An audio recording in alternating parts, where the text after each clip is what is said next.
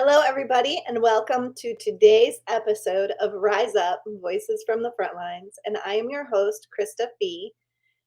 And today I'm bringing to you a guest been who's been a lifetime in service in for as a firefighter and a paramedic. So I would love to bring to the show Jeff Ulevitch so that he can share with you his journey through post-traumatic stress and his experiences serving his country and community. How are you today? I'm well. Thank you for having me.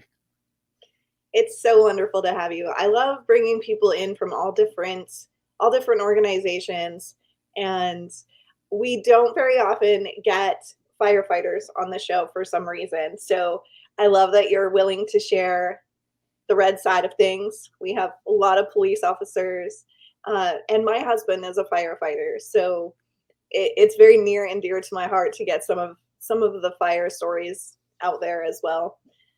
So Well, I'm super humbled to be here. Thank you very, very much for the opportunity. thank you so much. Let's start at the beginning because what better place to start? Sure. What was your childhood like, and did you always know what you wanted to be when you grew up? My childhood, honestly, was pretty typical. Mom and dad both in the home, both working. I'm an only child. I really grew up feeling that there was always something bigger than me, that I was drawn to be the one that if a friend needed something, I was there. Really influenced by my grandmother and grandfather, and really my mom, who's a social worker and spent her life providing advocacy and showing me that the world didn't end at the end of my nose. So that was always kind of in my wheelhouse. Really decided that I wanted to be a firefighter and a paramedic when my grandfather passed away. There were two phenomenal paramedics that showed up at my grandparents' house and provided phenomenal care for him, to where the entire family was able to get to the hospital and kiss him goodbye on a warm pink forehead instead of a cold blue forehead. And that provided such comfort and closure for me that to this day I've still never really shed a whole lot of tears over my grandfather, because there was that closure, and I felt like that was something that I was drawn to and I could do, and I wanted to maybe give that to somebody else someday. So a lot of people are unfamiliar with the world of firefighter crossover with Okay. the dual purpose firefighter medic Mhm. roles that people play. What is the average day or average week? What does the call ratio kind of look like in that world? Sure. Well, I do a 24-hour on, 48-hour off schedule at the fire department. So, um, in that 24-hour time period, if I am assigned to the rescue that day, I will run significantly more calls than our fire apparatus. Average call volume out of my house is 8 to 9 calls a day. And I'd say 6 to 7 of those are going to be EMS calls versus fire calls. Um, there are some calls that have overlap, vehicle crashes, category red patients, cardiac arrest, stuff like that. We're going to get both apparatus, um, but significantly more involvement and interaction um, on the EMS side than on the actual running fire calls. So you had a really long career. Have you done the same work over the course of that entire 23 years? Um, No, not necessarily. I have worn different hats at my station. I've been at the same department for the whole 23 years, been assigned to the same station for the last 23 years. And I have had to, or I've been given the opportunity to not only work as a paramedic, but I've been a vehicle driver operator. Uh, I've been an acting lieutenant. I've been promoted to company officer. I've really been able to kind of be a Swiss Army knife, a jack of all trades, master of none type of deal. Um, but it didn't just stop with that being my full time position. I've also taught American Heart Association classes. I spent 7 years working at the Children's Hospital locally as a transport paramedic, ground and helicopter. I've spent the last 9 years being an instructor at the Fire Academy locally. So the ability to really diversify service has been there, and that's really helped to keep things fresh and new and sharp. It's I always had this idea that if I was going to have a part-time job, I wanted it to make me better at my full-time job. And maybe that wasn't the right mindset, but when I was running a lot of paramedic calls, I worked at the hospital. When I became a company officer, I started working at the fire academy. Just feeling like those basic skills that we hone and kind of evolve and make more efficient maybe sometimes need to be looked at again and kept fresh. And for me, that worked. I understand that mindset. That's one of the things people often challenge me about with my personality is I've done a lot of things, but you never know enough. You never have enough skills and you're constantly looking for that. What can I learn that will accentuate what I already know? Mm-hmm. So working in the emergency room, I did tissue recovery and I did disaster response and like there's everything is connected. Like, I Mm-hmm. think there's a way to see things as a big picture when you're in the thick of things that a lot of people don't see. So they'll be like, you do all these things and they're completely random.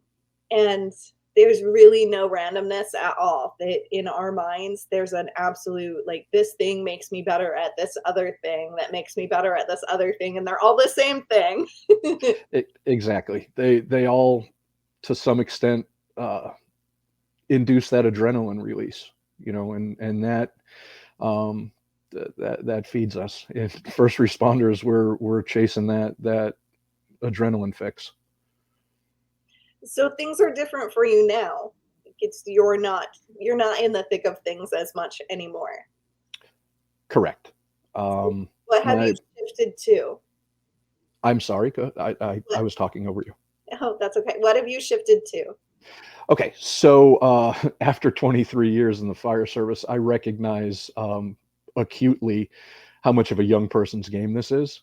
It's not that I can't do the job and I'm fully capable of. It just takes a little bit longer on the backside to feel, you know, recovered and recouped. And to be honest with you, I am now thinking about what the next step of my journey is because I ultimately am not going to be a firefighter forever, but I'm not going to be old enough to not work, and I'm certainly not ready to not be of service.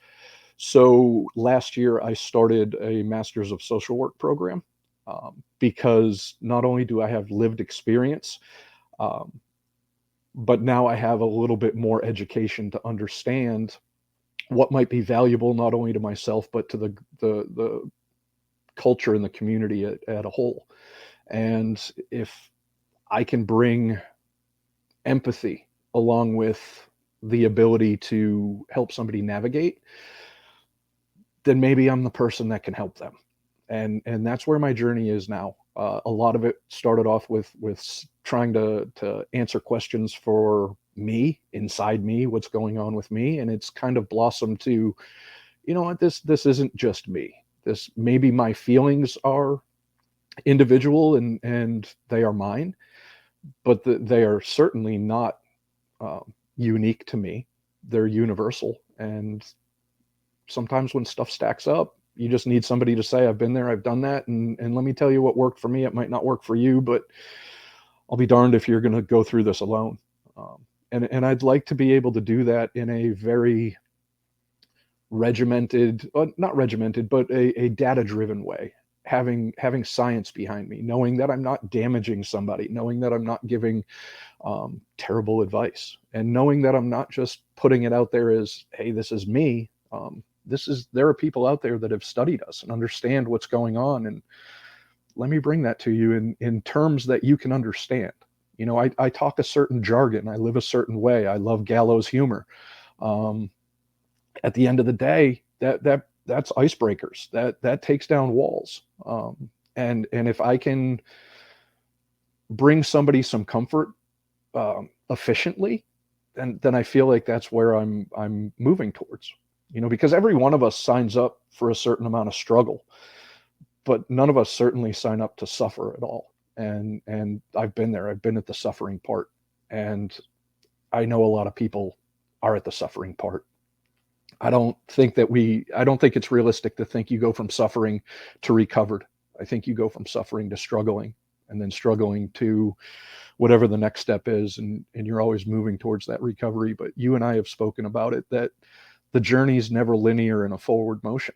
It meanders and it goes backwards, and that's the beauty of it. That's the process. That's where the hard work is. And if I can help somebody on their journey through that hard work, then that's my goal. That's my aim right now. You had you had the experience of post-traumatic stress, and that is not that we definitely want to get people out here to understand that post-traumatic stress, PTSD, is on a spectrum, and that it doesn't just show up one day. It's not something that just out of the blue strikes you down and now you have it when you were just fine yesterday.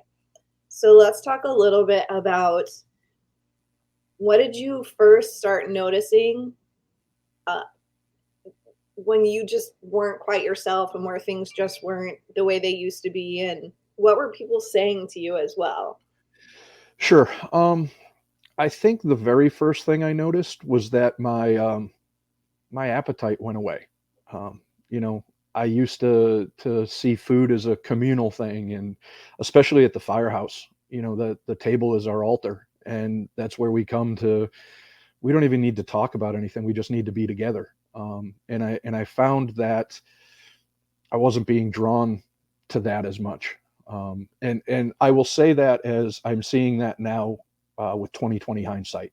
When I was in it, I didn't see it.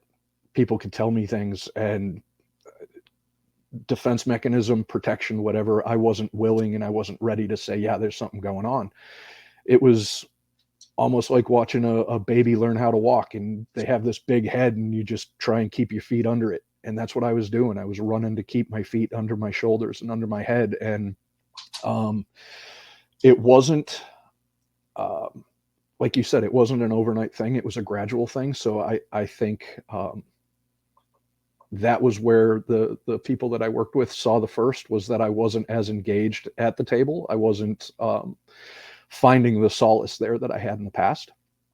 Um, I was very much down on myself and down on the job. Um, I was a senior member still. I was in a position of leadership, and I was finding every reason to say why this job wasn't the greatest in the world, when in my heart it still was the greatest in the world. It still is the greatest in the world.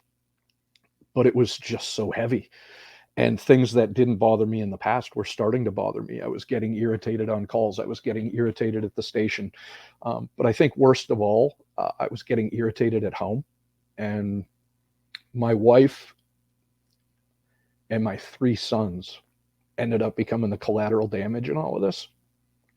And it was when I started seeing changes in them that were mirroring how I was feeling that I really realized something was off.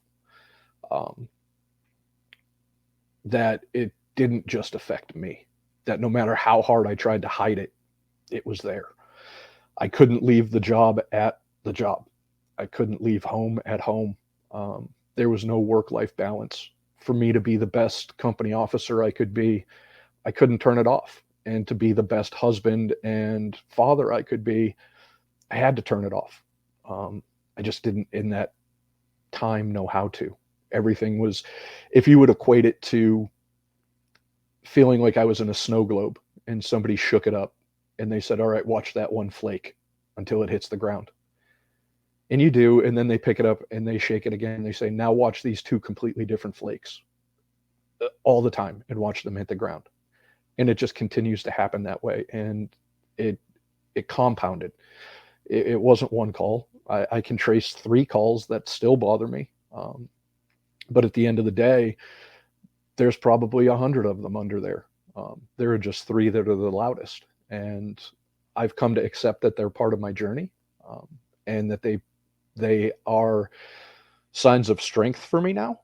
But certainly then it was autopilot and uh, defaulting to more of the negative side of my personality than the positive side. And I think when I'm at my best, uh, I have that positive outlook, and I wasn't capable of having it then. So we always talk about the negative stuff. So let's break that for a second. Sure. What was your most memorable positive experience? What was the most awesome call that you ever got to go on? Okay. Well, the most awesome call that I've ever had, uh, I think the first thing that jumps into my mind is a little girl that we had that was a drowning when I worked for the hospital. Um, we had to fly to an outlying hospital to get her. She was having neurological deficits to where, certain things were happening that we thought that her brain was injured. She was hypoxic, not getting oxygen. The staff there was not comfortable with a pediatric call.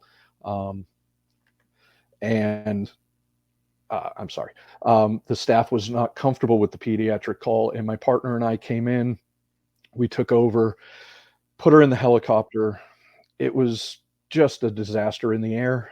We got to the hospital, our hospital, and turned her over with not a whole lot of hope for a positive outcome. Fast forward 7 days, that little girl was sitting up in her bed reading a book to me and my partner. Um, and it just was, everybody had given up hope on this little girl except for me and the nurse I was working with. Um, and she was so similar in age and size to my youngest son at that time, and I was not going to quit. And everything I was trying to do wasn't working. It was just Keystone Cops and calamity of errors, and to see her rebound in a week was just amazing. It's something I still carry with me to this day. It's again, there's a cliche that says you can do everything right and the outcome is still going to be terrible, and you can have everything go wrong and the outcome is going to be beautiful. And that cemented that for me that day. This little girl, by all means, was not supposed to have a great prognosis, and I lost track of her, but I hope she's changing the world, because that little girl's supposed to be here for something. And I was fortunate enough to be part of that, a very small part of that, but it's still part of my journey and part of my story, and I will never forget her. It was just amazing, and that probably happened 10 years into my career, and I still carry that almost 15 years later, 13 years later. So it's things like that. But to be honest with you, every call is the best call. Every time that bell rings, it's the best call, because I get to do something that I love doing and that I've been given more than one chance to do. And I think that's where I'm at now, is that it's not wasted on me, that I have an opportunity to do something that a lot of people would like to do. And I came to a point in my journey that I had to make a choice whether I was capable of doing this anymore or not, and came out the backside of it realizing that being able to be in service, not just to the public but to my peers, is supremely um, humbling, and I'm just honored to do it. So every time I get to answer that bell, and I know that sounds like a canned answer and it's terrible, and I'm embarrassed to say it, but it's the truth. It's the greatest job in the world, and every time that bell rings, it's the best call and it's the best job, and I get to hang out with some of my very best friends. I love that. I love that. I think it's really important when doing a show like this to remind people that it is a polarized situation. It is the work that we absolutely are in love with doing. there's still that side of you hear the sirens or the bell go off and your heart rate increases and you're just like, what are we doing now? Like there's this pull, this call Hmm. that never goes away. I was at an event the other day and with a bunch of other people who are no longer in service, and an ambulance went by, and I got caught with that facial expression of that like anticipation and the like, oh, you know what's happening. And someone made a comment about that it's in your blood. It's forever. Like that's always going to be you. You're going to hear that siren and you're going to know that that means action, that that means we have to do something and we're ready for whatever it is. But the flip side of that is sometimes you have to let go of that amazing adrenaline, let go of that excitement and those types of calls to Hmm. be there to support the people who are doing that work still, the people that are in the thick of it. Hmm. And somebody's got to take care of them after the fact. And that's where people like us now fall into the the calling is still there. It's just a different calling. And Hmm.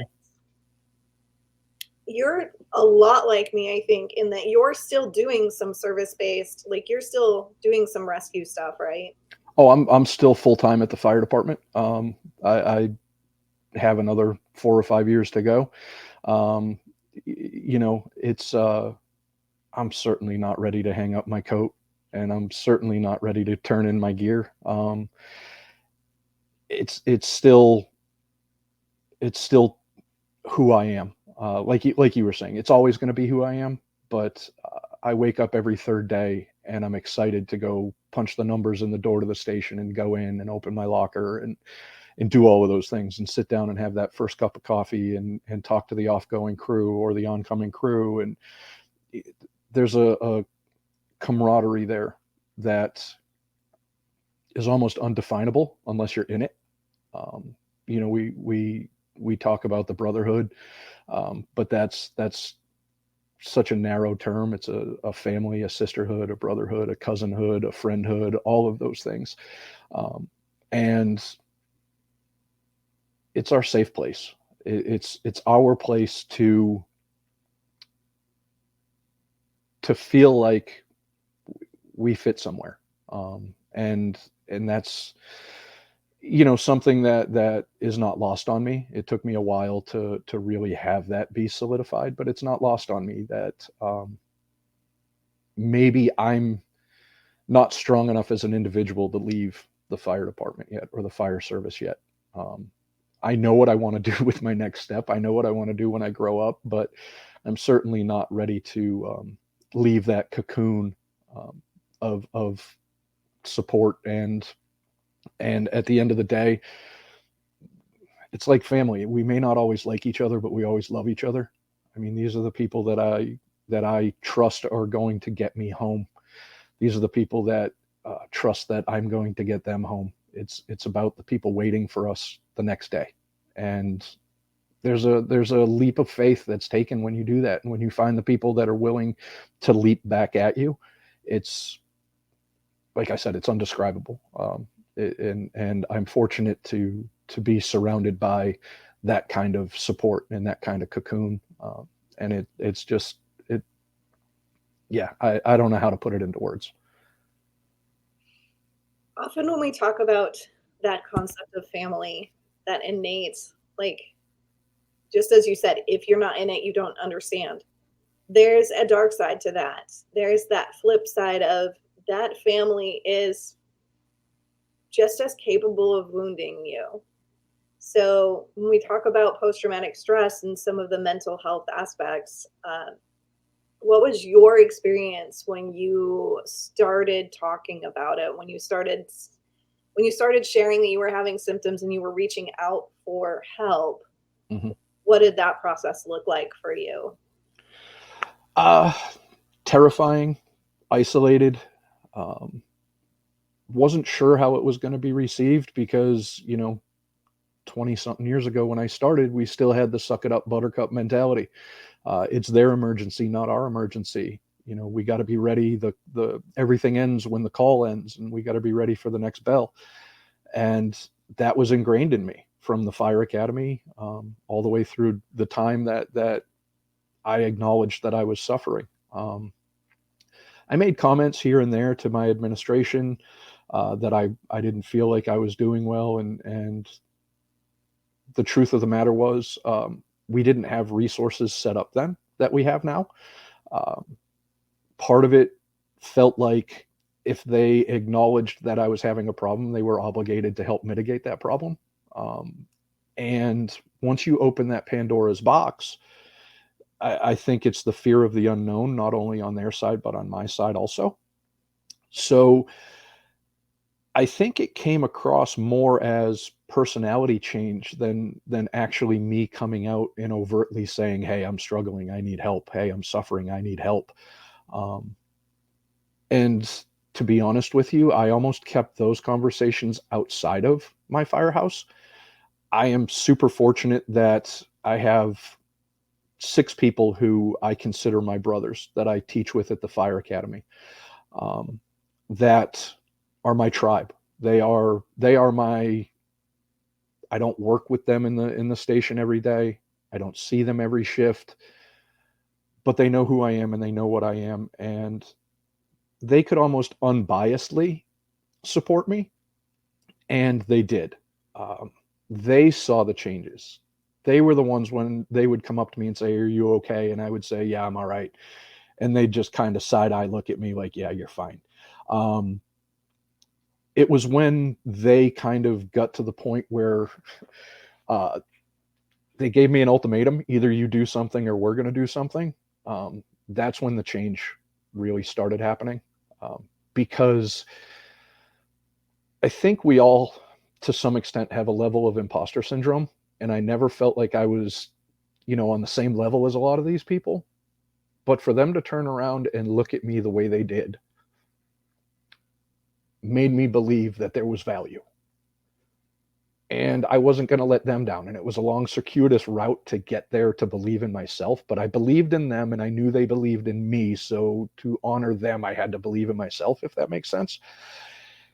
And what they let me know was that being a firefighter is what brought us together, but that's not what they cared about. They cared about me. They cared about my ability to be a human being. And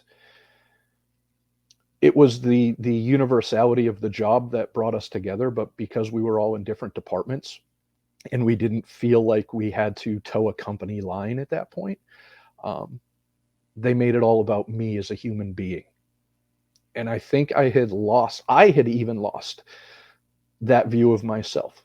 There's sometimes we don't look at ourselves as human, because if we do, how do we process things that we see that humans aren't supposed to see, and smell that humans aren't supposed to smell, and hear and touch, and the smells that don't go home when you go take a shower and take your gear off and change out of it. They didn't look at me that way. They looked at me as somebody that was struggling, somebody that was suffering, and they weren't going to accept me denying it. Um, and I'm grateful every day for them and for that, because it was terribly difficult inside my fire station.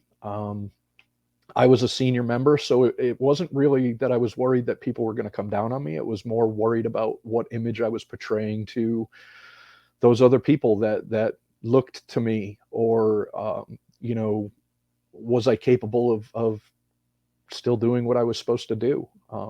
I didn't want to let them down. I felt the burden of, like I said earlier, making sure that I did everything I could to make sure they got home to their families. And I didn't want to put any tarnish or dings into that armor. And to be honest, I didn't know how to. There wasn't a pathway. And, hopefully now there's a little bit more of a pathway after some treading through the weeds and getting through it. But it certainly was scary and lonely, and I didn't know what the outcome was going to be. But I never starved for support. But that's because I was fortunate enough to have those brothers that surrounded me and carried me. So you took some time off. You came to the point where you needed some space from the work. I did. Let's talk about some of the things that you tried, some of the modalities that you worked with, and your experience with some of the many different options that are available to process through these experiences. Yeah, I'd love to. I did. In 2021, I took 4 months off from the job. Um, had to use my own PTO to do that. But to be honest with you, I didn't know whether I was going to come back from that 4 months and go back to the job. Uh, I, in that time, decided that maybe I need to lick my wounds for a little bit. So for a week or 2 weeks, I just didn't know what to do. It was that kind of um, depression energy that's just so heavy that your fingernails hurt and your hair hurts and you don't want to get out of bed. And it was just overwhelming. But it got to a point where I wasn't living, I wasn't providing, I wasn't contributing. And I certainly wasn't willing to stay in the place that I was. So I did do a few different things. First off, my local for the IAFF was really big time instrumental in getting me in to see a culturally competent practitioner, that I didn't have to explain what a 24-hour shift does to your sleep schedule, what it does to your family dynamic, what X, Y, or Z. There was efficiency built in because this therapist understood what I was bringing to the table. Um, so my union president, Rick Pauley from Local 747, he put me in a position to be successful, and that was very much the first start. And she took her time and allowed me to bring my story to the table at the rate and the pace that I was comfortable with. And to be honest, she would tell me that the only obligation I had was to get there. I wasn't obligated to talk. I wasn't obligated to share. I wasn't able, but just getting there. And it wasn't because she wanted me there. It was because I needed to be there. And she was that Sherpa that told me my only obligation is to be there. And that took a lot of the weight and the pressure off. So not only did I do that, but I saw a psychiatrist, and I started on antidepressants and started on some mood stabilizers, which certainly helped. Um, Terrified about that because, medications, are they going to be forever? Are they going to change who I am? What is this, that, and the other? Um, what it gave me the opportunity to do was just kind of flatten the curve. Gave me some discretionary time in being able to take an acute emotion and decide whether I needed to deal with it right then, or whether I could kind of process it. So that was part of the journey. I also did TMS, which is magnetic stimulation, almost like having a woodpecker tap at your brain. And it was 31 sessions of that, 45 minutes a session, and it stimulates portions of your brain that are understimulated during times of PTSD and depression. But I also did EMDR, which is replicating REM sleep, and takes things that are in your short-term memory and don't know where to go in long-term memory, and gives you the ability to sort of process it in a pseudo-hypnotic, REM-induced type of situation. Absolutely in full control the whole time. Was not, given any devious, now you're a chicken and everybody in the room is this, out of the other. No, it was certainly just giving me control over telling my story. EMDR 100% gave me the ability to look at these calls that had compounded and built, and to look at them in a safe place, in a way that gave me a guide, that as I told the story, her fingers were moving in front of me, and it just gave me that leeway to tell the story, and she would pick up on certain things that we would dive into deeper. And when the emotion got really intense, because it did, it wasn't like I was, I guess, saying telling the story isn't accurate. It was reliving it. As you're in it and as you're feeling those emotions again, for me on my journey, the emotions got very intense, and then it was almost like an exorcism that they immediately calmed down. It was reached a peak and then came down, and it gave me the ability to filter through all of it and say, this is what really bothered me. This is what the crux of my trauma is because of this. And once you're able to grasp that, it becomes manageable. And once you realize that none of this gets done in one bite, that you have to sit down and take bite after bite after bite to get there, that the beauty is in the ability to take those bites in the process that it takes. It's great. If people are suffering and they're looking for the magic cure, the magic cure is on the backside of hard work, and the hard work is no more difficult than going through a single 24-hour span when you feel like you don't know what to do. You don't know where to go. You don't know how to feel. You don't know how to not feel the way you're feeling. The hard work is the tool that you're not just fighting windmills. You're out there fighting the trauma, and that's what it is. It's the trauma doesn't, and maybe one call brings it to the breaking point, but it's cumulative. And if you think you're going to knock down the tower in one fail swoop, that's not going to happen. So it took a lot of different modalities, and it took a lot of different things, and I don't know specifically which one, and I would hedge my bets and say it was a combination of all of them that got me to a point where I wasn't suffering anymore. And there was some kind of weird comfort in struggling and not suffering, because I knew that I had come back from level 10. I was now at level 8, and level 8 was manageable. I had been at level 8 before, and if I could get to 8, I could get to 7. And if I could get to 7, I could get to 4. And guess what? I can live every day at 4. But knowing I didn't have to go from 10 to 1 was huge. And that was reinforced over and over and over again by my therapist. And she is still a huge part of my journey and still a huge part of my treatment plan. And what's beautiful is she was so culturally competent and so culturally competent. She doesn't pull punches. She doesn't tell me what I want to hear. She tells me what I need to hear.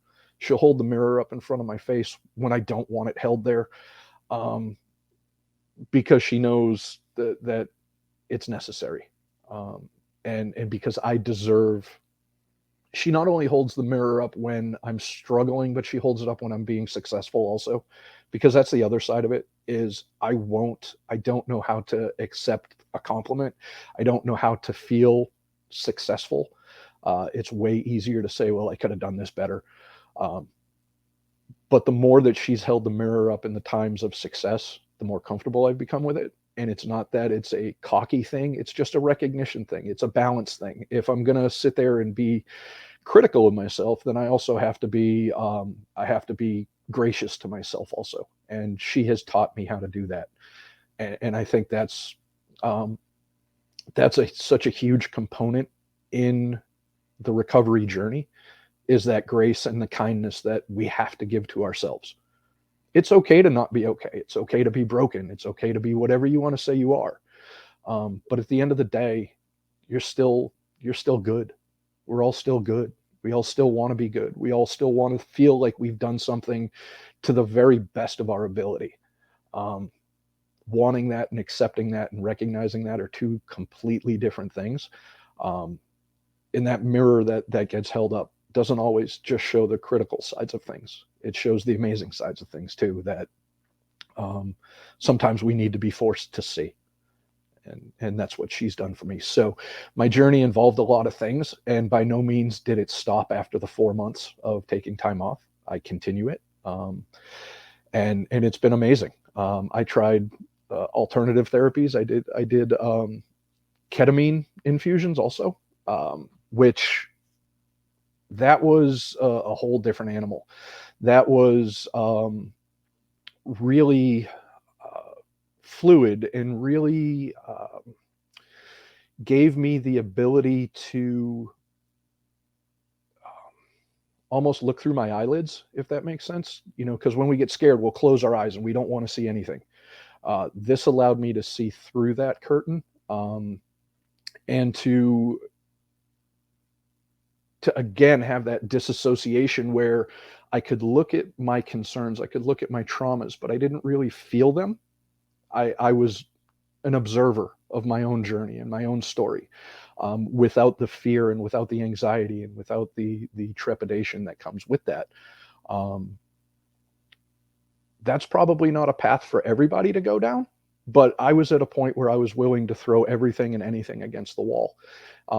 And again, I don't know that it was the keystone of my journey, but it's a building block in my journey, just like everything else is. But the consistency of talk therapy with an advocate has been what's kept me moving forward, or moving. We don't always have to move forward because it does move sideways, it does move backwards. But the talk therapy consistency has been huge, and I see that becoming, I wouldn't say it's the norm yet, but people that I would have never expected to go to talk therapy are going to talk therapy now, and are sharing their stories with me because I have been transparent with my story. And it's amazing because these are people you never would have guessed were struggling or suffering, and they have the wherewithal and the self-awareness to go and say, this is bigger than me, what can I do to help? Or what can I do to get help? And that's what they're doing. The movement, the culture of the fire service specifically, is changing. The conversations are being had. The box is open. Nobody can say that it's not happening. Nobody can say it's a matter of if. It's always a matter of when. It's going to happen to somebody in every organization at some point. And wonderfully, things are taking place. Practitioners are becoming culturally competent. The use of peer support is such a huge deal. And just the fact that people are acknowledging that maybe taking a mental health day is as important as taking a sick day.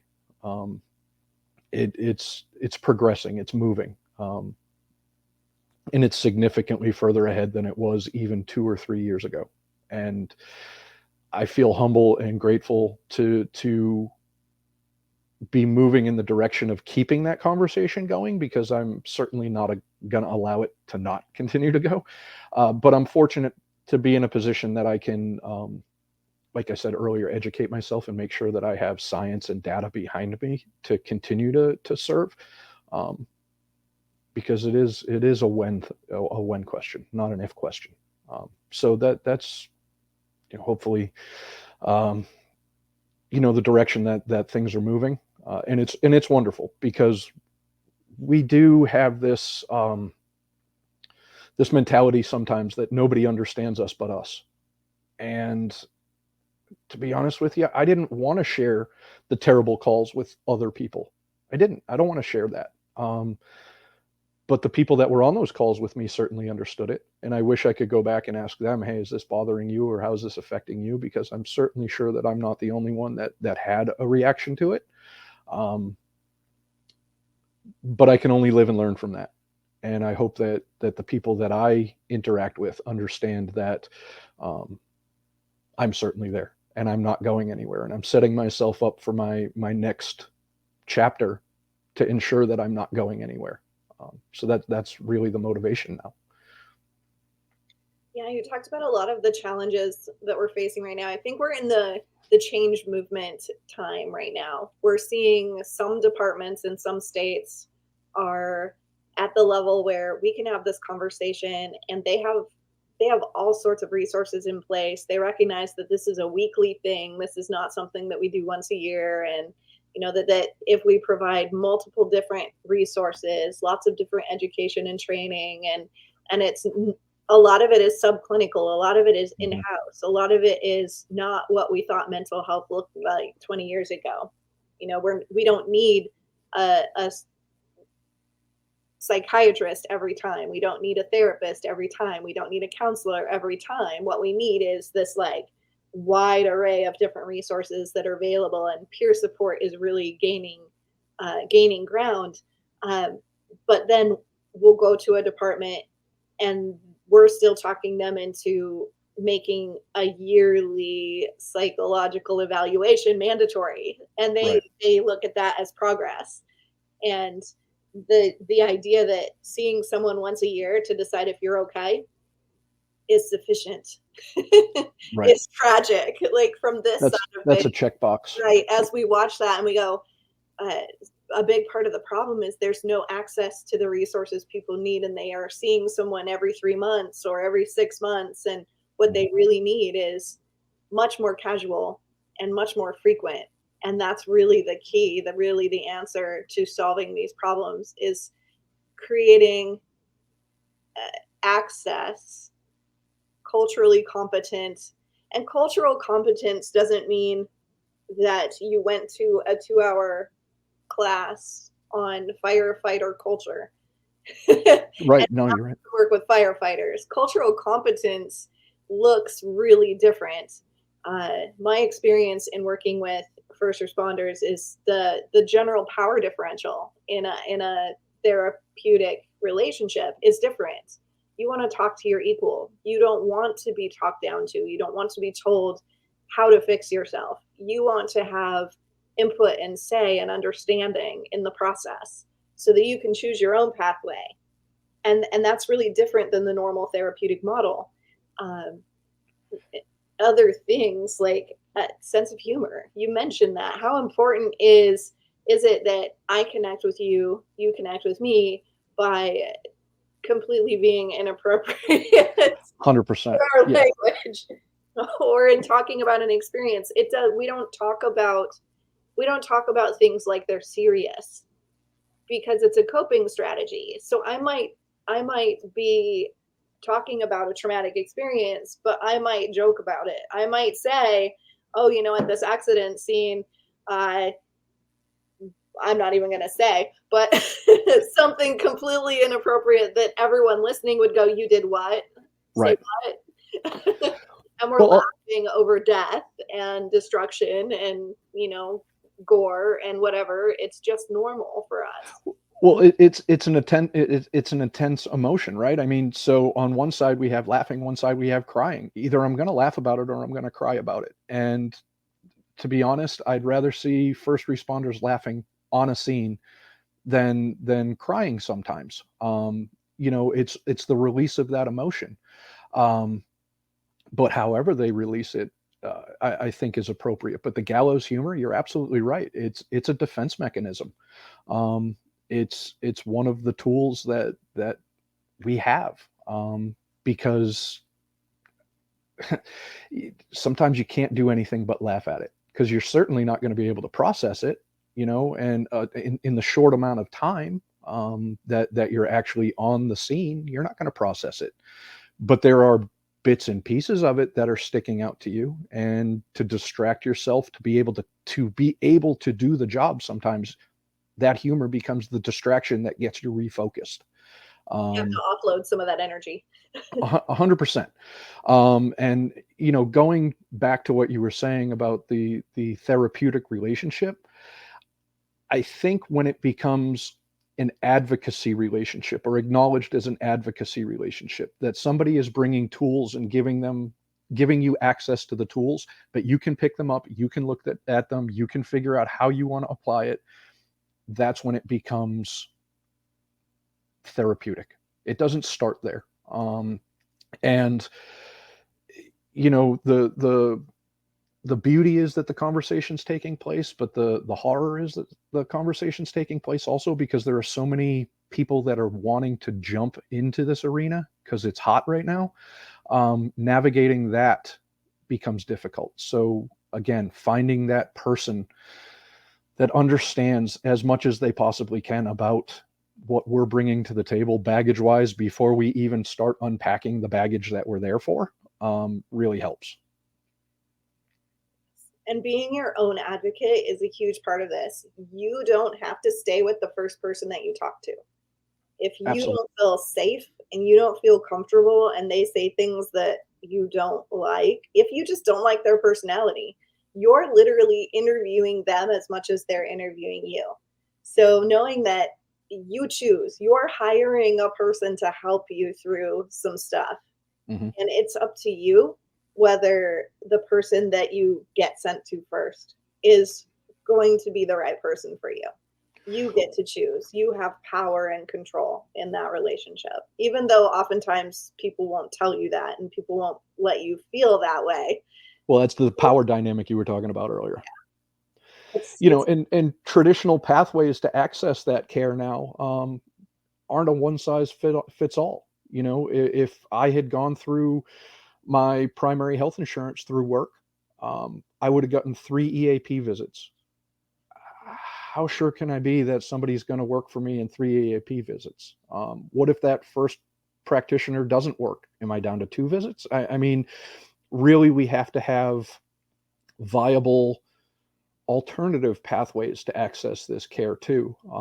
And for me, that was through my union, and it was huge, and it was supportive and it was there. But the sad fact is, not everybody has those alternative means of access.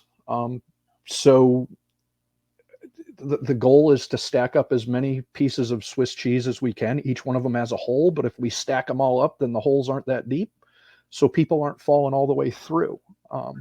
And like I said, thankfully, I had the opportunity to efficiently find somebody that was already vetted by people that I trusted. But you're right. It's definitely a self advocacy thing to find when you're finally on that couch or in that chair, when you're capable of sitting back and letting out a big deep breath. That's kind of a sign that I'm in a good place. The tension and the leaning forward and the body movements of I want to get out of here are telling. And we have to remember, like you said, they work for us. We're interviewing them. It's our journey that we're inviting them to be a part of. Um, but it's terrifying to get to the point where you're willing to invite somebody in to help you navigate it.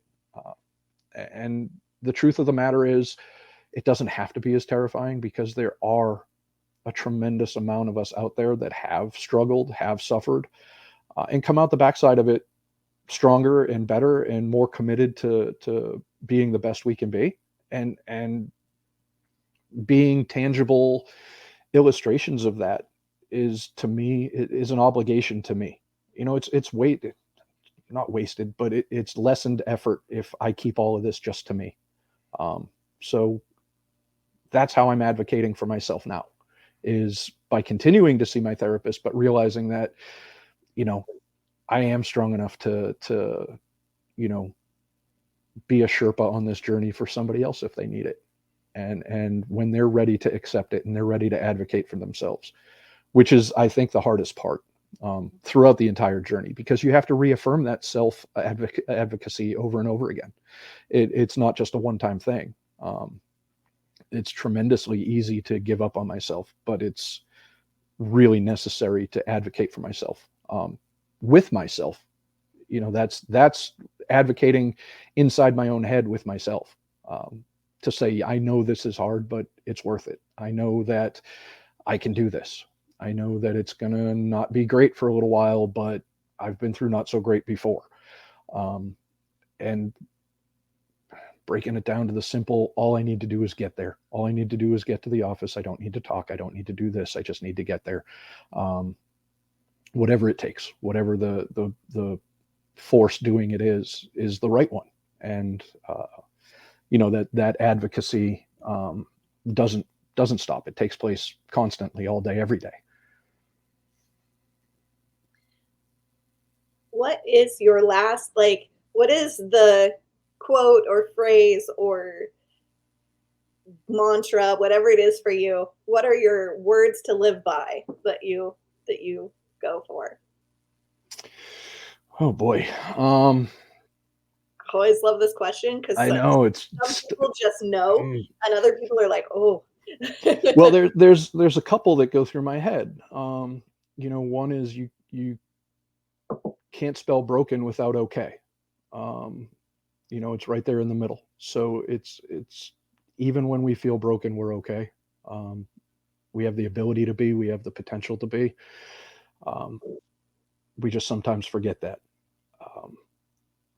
But I think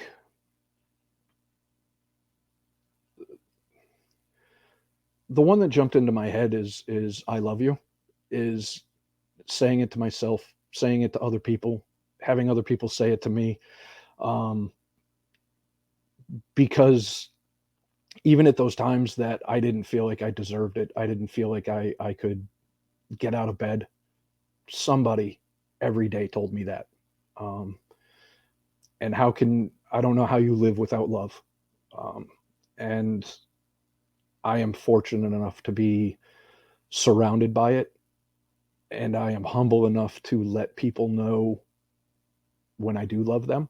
That is something that I will share with people often. And I think those are ultimately the words that I live by. Beautiful. Thank you so much for being with us today. And if people want to connect with you, we'll put your info underneath the podcast. If you want to toss out your LinkedIn or your website or whatever it is that you would like people to connect with you, you can do that now. Sure. My LinkedIn is just my name, at Jeff Ulevitch. It's not going to be a picture of my face. It's me and my gear, but it's a pretty unique name. So I don't think there's other Jeff Ulevitches out there. If you just search me, I'm there. Facebook, Instagram, LinkedIn, they're all there. And if I could be of service to anybody, please don't hesitate to reach out. I don't need to know you. I just need to know that you need something. And whether I can bring it to the table or not, I certainly won't shy away from being whatever service I can be. Thank you so much. Thank you. I really, really appreciate it. Thank you, everybody, for being with us today for this episode of Rise Up Voices from the Frontline. If you enjoy this podcast and would like to support Battle to Be, the 501c3 nonprofit organization that brings this to you, you can do so at battle2be.org, BATTLE2be.org. And again, we are a 501c3 nonprofit organization that serves those who serve country and community. And you can see the photo behind me is our Ferryman project, where we take plaques to families of our fallen heroes.